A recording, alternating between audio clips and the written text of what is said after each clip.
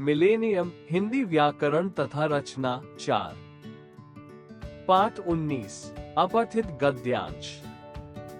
पढ़िए और समझिए। अपठित का शाब्दिक अर्थ है जो पढ़ा न गया हो। गद्य का ऐसा अंश जो पहले पढ़ा न गया हो उसे अपठित गद्यांश कहते हैं। 1।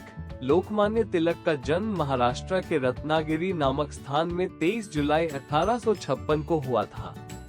उनके पिता गंगाधर राव स्थानीय पाठशाला में अध्यापक थे। तिलक बचपन से ही तर्कशील थे। पिता ने उन्हें बाल्यकाल में ही नीतिपरक श्लोक कंठस्थ करा दिए थे।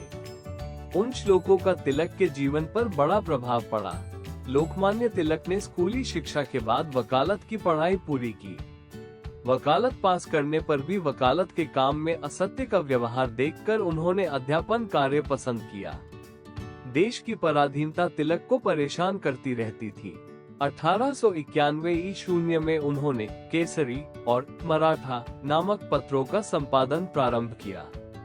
लोकमान्य का सिद्धांत वाक्य था, स्वराज हमारा जन्मसिद्ध अधिकार है। उनकी लेखनी में अपूर्व शक्ति थी। महाराष्ट्र में उन्होंने नए जीवन का संचार किया। गद्यांश पर आधारित प्रश्नों के उत्तर दीजिए। क. लोकमान्य का जन्म कब हुआ था? 23 जुलाई 1856 को। ख. उचित शीर्षक दीजिए। लोकमान्य तिलक। ग. तिलक को कौन सी चीज परेशान करती थी? देश की पराधीनता। घ. इन्होंने किन पत्रों का संपादन किया? केसरी और मराठा। अ. लोकमान्य का सिद्धांत वाक्य क्या था? स्वराज्य हमारा जन्म सिद्ध अधिकार है। 2. दादाभाई नौरोजी का जन्म 4 सितंबर सन 1825 ईस्वी को मुंबई के प्रतिष्ठित पारसी परिवार में हुआ। दादाभाई जब 4 साल के थे तभी उनके पिता की मृत्यु हो गई। उनकी माता ने ही उनका पालन पोषण किया। दादाभाई पढ़ने में बहुत तेज थे। शिक्षा समाप्त होने पर दादाभाई मुंबई में ही प्रोफेसर हो गए। अध्यापन के समय से ही वे समाज सेवा के कामों में लग गए थे।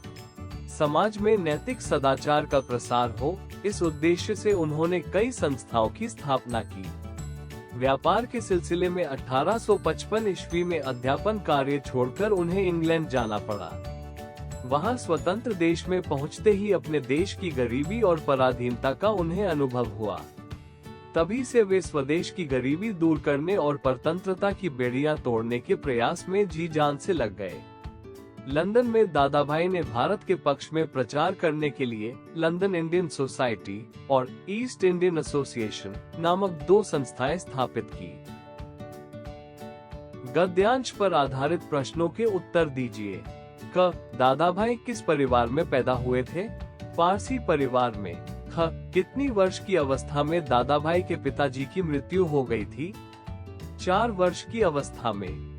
ग. ये कहां पर प्रोफेसर थे? मुंबई में। घ. इनकी संस्थाओं का क्या उद्देश्य था? सदाचार का प्रसार करना। अ. इस गद्यांश का उचित शीर्षक दीजिए। दादाभाई नौरोजी।